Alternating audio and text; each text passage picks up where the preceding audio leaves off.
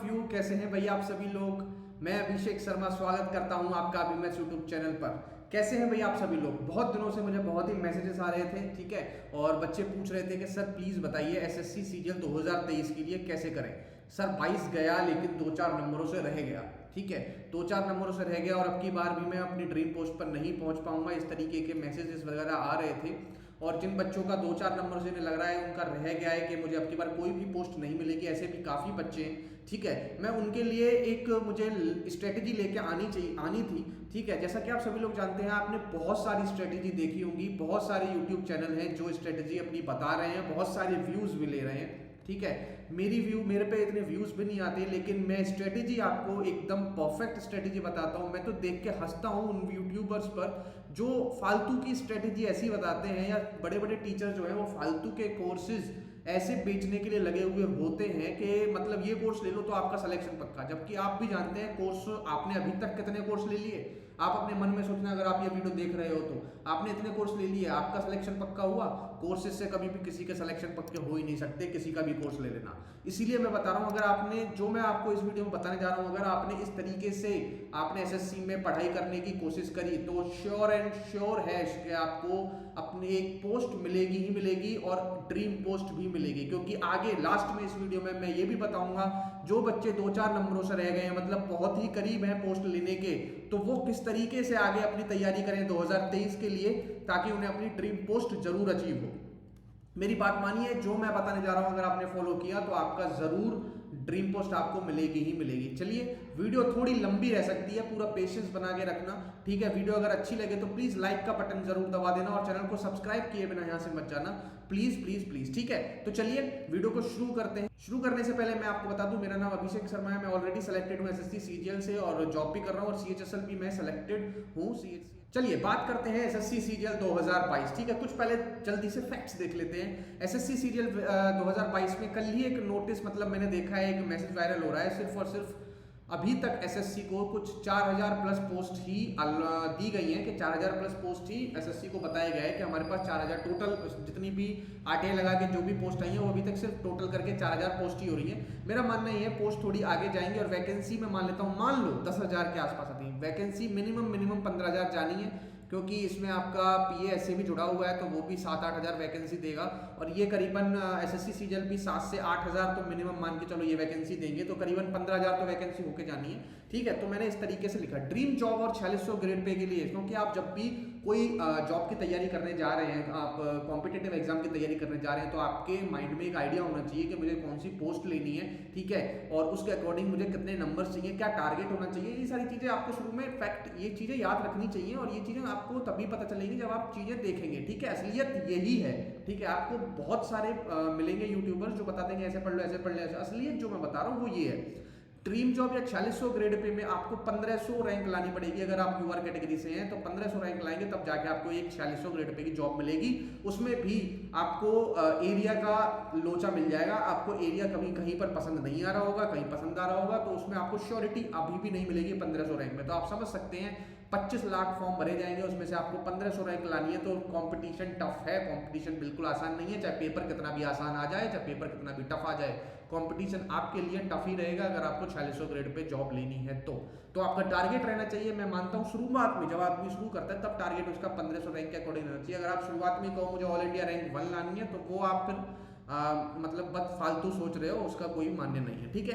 तो आप सभी जानते हैं प्री क्वालिफाई इन नेचर है। मेंस टारगेट आपका रहना चाहिए शुरुआत में, बिगिनिंग में टारगेट आपका रहना चाहिए 300 प्लस। ये मैं बना रहा हूँ बिगिनर्स के लिए जो आपको दोबारा या पहली बार पेपर देने जा रहे होंगे एसएससी सीजीएल 2023 का। तो 300 प्लस का टारगेट आप अपना मान के चलिए एटलीस्ट बिगिनिंग में, ठीक है। और आगे बढ़ेगा आपको जैसे जैसे आपकी तैयारी अच्छी होती चली जाएगी, ठीक है। अब बात करते हैं प्री और मेंस के टॉपिक। सबसे पहले मैं देख लेता हूँ प्री और मेंस में टॉपिक जो है वो सेम है, टॉपिक चेंज नहीं है, सेम टॉपिक है, ठीक है। Maths, reasoning, English, GS. Computer की बात हम अभी नहीं करेंगे क्योंकि मेरा मानना है कि कंप्यूटर को अभी भी मतलब कई बच्चे फेल हुए हैं, लेकिन मेरा मानना यह है कंप्यूटर को, क्योंकि बच्चे वो फेल हुए हैं जिन्होंने मेंस मतलब प्री खत्म होने के बाद भी कंप्यूटर की तैयारी नहीं करी थी, उन्होंने मात्र और मात्र 20 दिन करी थी। लेकिन मेरा मानना ऐसा नहीं है। कंप्यूटर की तैयारी अगर आप प्री देने के अगले दिन से करने शुरू हो जाएंगे तो 2 से ढाई महीने बहुत है कंप्यूटर की तैयारी के लिए, तो कंप्यूटर को वहीं के लिए छोड़ें, ठीक है, अभी नेसेसरी नहीं है कंप्यूटर। तो आपके लिए maths, reasoning, English, GS, pre में आएंगे 25-25 क्वेश्चन, मेंस में आएंगे 30-30, 45-25 क्वेश्चन। ठीक है, प्री क्वालिफाई करने के लिए, अगर आपको प्री क्वालिफाई करना है और आप यूआर कैटेगरी से हैं, तो आपको रॉ मार्क्स मिनिमम 120 मार्क्स लेके आएंगे, तब आपको कॉन्फिडेंस रहेगा कि मेरा प्री क्वालिफाई हो गया। क्योंकि अब प्री होने वाला है, क्योंकि अब जैसे ही आपका 1 अप्रैल में आ जाएगा नोटिफिकेशन और जून और जुलाई में है आपका प्री, तो ऑलमोस्ट आपके पास 90 दिन बचे होंगे। 90 से 100 दिन के बीच में आपको प्री क्वालिफाई करना है। ठीक है, और प्री और मेंस में इतना ज़्यादा अंतर भी नहीं है, तो आपको 120 की तैयारी रखनी है कि मुझे 120 मार्क्स तो लेके आने। लेकिन जो ड्रीम पोस्ट जिसको चाहिए, मान लीजिए किसी को ड्रीम पोस्ट चाहिए और वो तैयारी कर रहा है, तो उसको और भी ज़्यादा मार्क्स रखने पड़ेंगे। ठीक है, 120 में बोल रहा हूँ, 120 में कंफर्म है। अगर आपके यूआर में, अभी मैं बोल रहा हूँ कंफर्म है, यूआर में 120 बनते हैं, तो आपको प्री जो है वो आपका क्वालिफाई हो जाएगा। और ये पिछले 3-4 साल से यही हो रहा है और उनका क्वालिफाई हो जाता है, कोई भी ऐसी दिक्कत नहीं आएगी। ठीक है, आगे चलते हैं। उसके बाद दो सेक्शन जो बहुत ही महत्वपूर्ण माने जाए किसमें, एसएससी सीजीएल 2022 के मेंस में, जिन्होंने सिलेक्शन कंफर्म कर दिया बच्चों का, वो दो हैं इंग्लिश और जीएस। जैसा कि माना ही जा रहा था इंग्लिश और जीएस अब की बार वेटेज ज़्यादा है, तो इंग्लिश जीएस एक टर्निंग पॉइंट साबित होंगे। ठीक है, तो ऐसा ही हुआ, इंग्लिश और जीएस टर्निंग पॉइंट साबित हुए, क्योंकि मैथ्स में तो कुछ चेंज आया ही नहीं। जो बच्चा तैयारी करके गया नहीं गया, उसने भी 28, 29, 30 क्वेश्चन वहां पर कर दिए और वो सारे के सारे सही कर दिए। ठीक है, तो उनमें मैथ्स में कोई डिफरेंस ही नहीं बना पाया। डिफरेंस बना है थोड़ा बहुत रीजनिंग में, और मैक्सिमम डिफरेंस बना है अंग्रेजी और जीएस में। ठीक है, तो मैं बोल रहा हूँ मैथ्स और रीजनिंग में कोई भी डिफरेंस इस बार नहीं बना है, और मेरा मानना है कि अगली बार भी मैथ्स और रीजनिंग से ज़्यादा डिफरेंस नहीं बनने वाला है। जो बच्चा तैयारी करके जाएगा मैक्सिमम वो 29 या 30 क्वेश्चन करेगा, जो नहीं करके जाएगा वो 27 क्वेश्चन आराम से कर लेगा, उसे कोई भी दिक्कत नहीं आने वाली।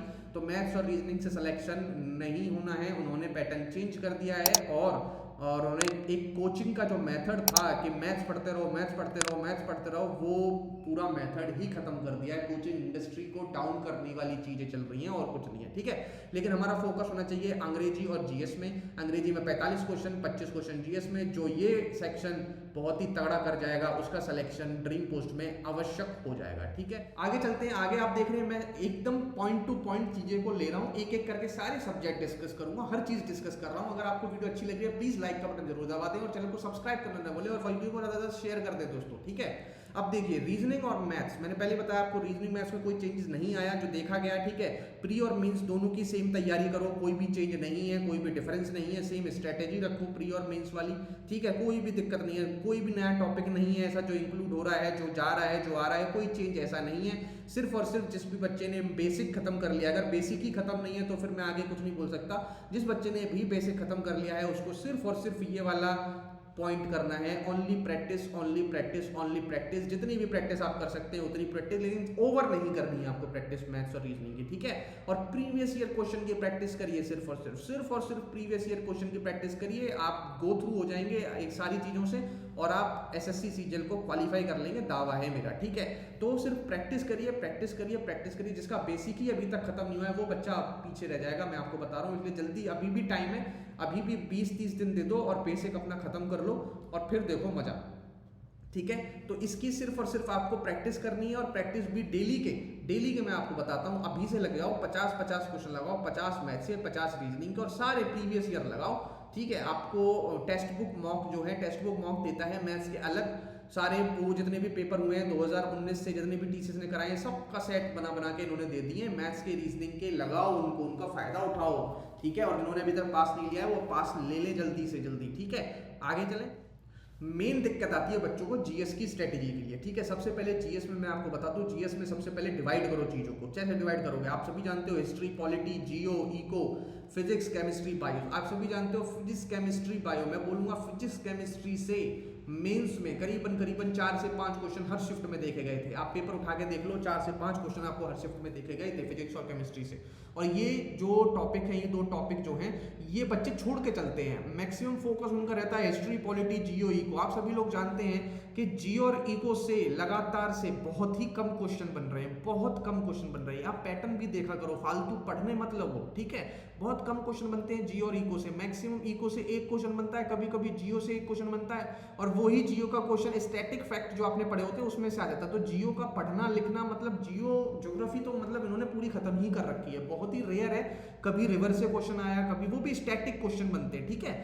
जितने भी बायोस्फीयर्स होते हैं इनसे बनते हैं, लेकिन आपका हिस्ट्री पॉलिटी से क्वेश्चन लगातार बन रहे हैं, फिजिक्स केमिस्ट्री से आपकी बार अच्छे खासे क्वेश्चन बने हैं, बायो से भी लगातार क्वेश्चन बनते हैं। तो आपको मैं आपको बता रहा हूं, अगर आप प्री की तैयारी कर रहे हैं ना अभी प्री में, और आपको लग रहा है 100 ही दिन है, टाइम कम है, क्या करूं, आपको एक बार बेसिक खत्म करो, आप इसमें चूज कर लो।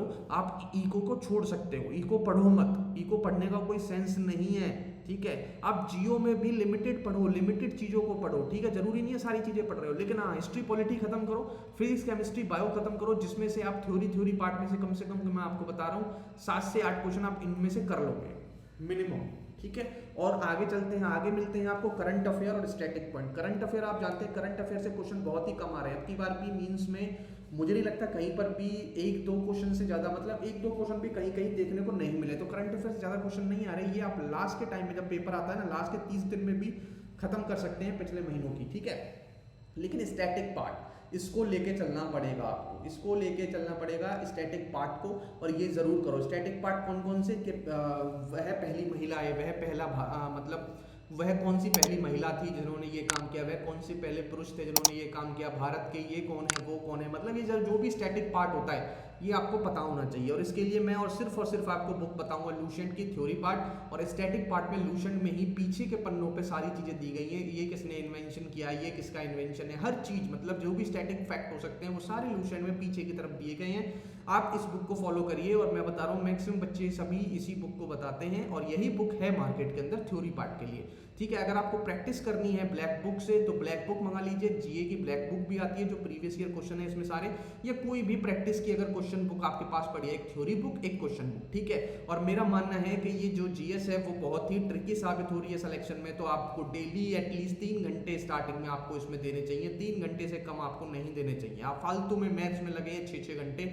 उसका कोई भी मतलब नहीं है, फंस जाओगे। इसलिए मैं पहले बता रहा हूँ मैक्स मिनिमम 3 घंटे आपको इसमें देने ही देने हैं अगर आप स्टार्टिंग में हैं तो। अगर आपका बेस अभी खत्म नहीं हुआ है तो 3 घंटे आप इसको दीजिए, तभी आपको कुछ फायदा होगा।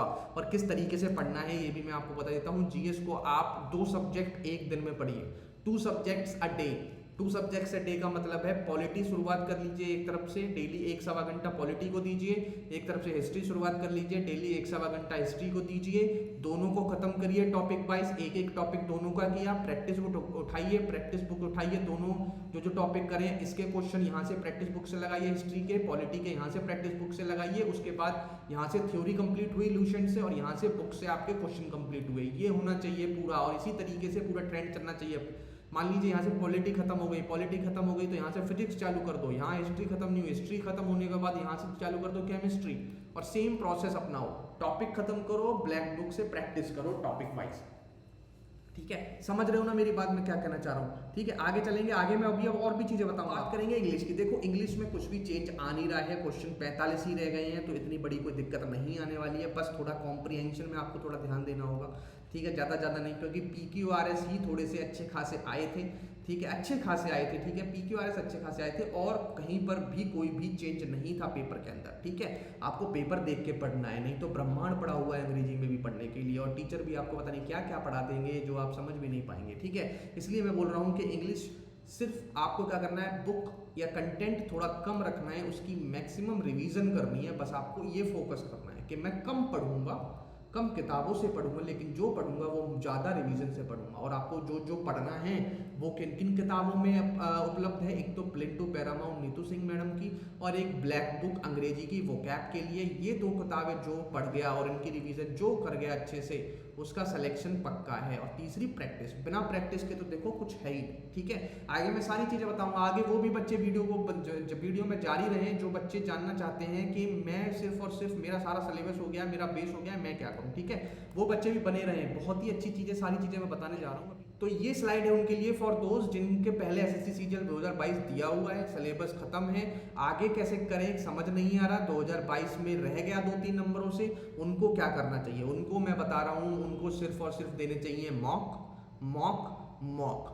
दूसरी चीज, उन्हें ग्रेड अप की ऐप होगी आपके पास, उससे प्रैक्टिस करिए सब्जेक्ट वाइज चैप्टरों की, ठीक है, सब्जेक्ट वाइज चैप्टरों की बहुत सारे क्वेश्चन है, अंधाधुन क्वेश्चन है, इनकी प्रैक्टिस करिए, ठीक है, इनका रिवीजन करिए, ठीक है, ये सारी चीजें हैं। और आगे चलते हैं, अब करते हैं अपने वीडियो की बहुत ही इंपॉर्टेंट वाले पार्ट की बात, ठीक है, कि भैया मॉक कैसे दें, ठीक है, मॉक देने के बाद एनालाइज कैसे करें, एनालाइज नहीं कर पाते हैं, ये नहीं कर पाते हैं, कौन सा मॉक आपको देना ही देना है, कौन सा नहीं देना, मतलब पूरी वीडियो में ये वाला पार्ट है कि ये वाला पार्ट जो कर जाएगा उसका सिलेक्शन पक्का है, पूरी वीडियो में मैं आपको बता रहा हूँ, क्योंकि वो था बिगिनर्स के लिए, ठीक है, शुरुआत कैसे करें, क्योंकि बिगिनर्स वाले बच्चे भी हैं, लेकिन मेन पार्ट है आपके लिए ये जिन्होंने भी एसएससी सीजीएल पहले दिया हुआ है, वो इनके लिए ये पार्ट बहुत ही ज्यादा इंपॉर्टेंट है। देखिए भाई, मॉक आपको देने हैं सिर्फ और सिर्फ, मैंने पहले भी बताया, सिर्फ आपको मॉक देने, आपका बेस खत्म, आप सिर्फ मॉक दीजिए और कुछ मत करिए, ठीक है।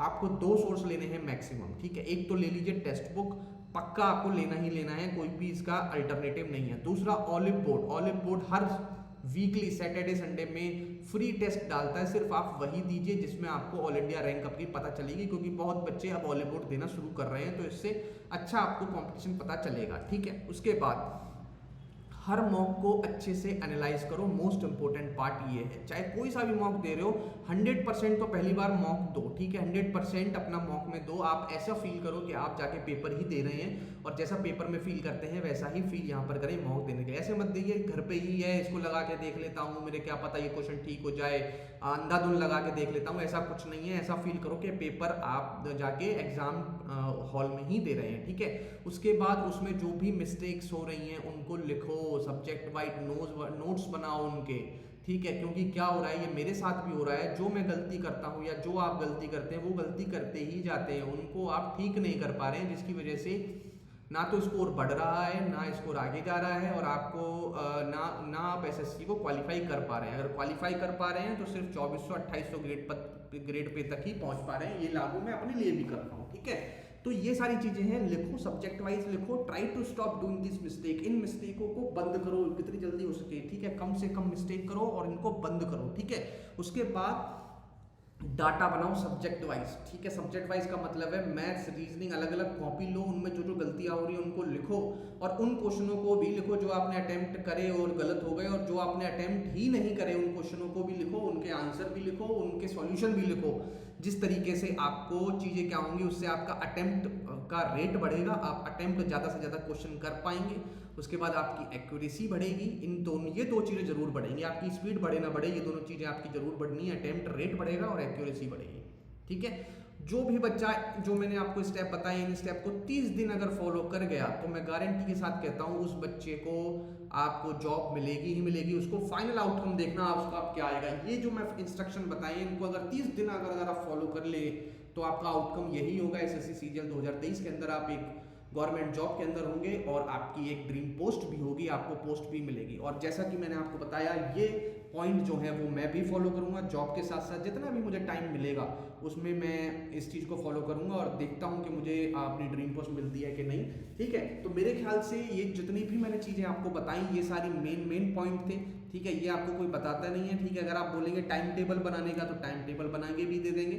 ठीक है, और ये सारी चीज़ें आपको बना के दे देंगे, ठीक है। आप कमेंट कर सकते हैं, अगर आपको कुछ और भी जानकारी चाहिए तो आप कमेंट करके पूछ सकते हैं। वीडियो को ज़्यादा से ज़्यादा शेयर कर दें भाइयों, लाइक ज़रूर करना वीडियो को, और चैनल को सब्सक्राइब करना ना भूलें। अगर आपको वीडियो अच्छी लगी हो तो ज़रूर सब्सक्राइब करें और ज़्यादा से ज़्यादा शेयर करें, ठीक है। अगर आपका कोई भी डाउट है तो आप कमेंट करके छोड़ सकते हैं, मैं आपको जवाब दे दूंगा, ठीक है। चलिए मिलते हैं आपसे अगली वीडियो में, अब हमारी वीडियो लगातार आती रहेंगी, तब तक के लिए thank you, have a nice day and जय हिंद दोस्तों।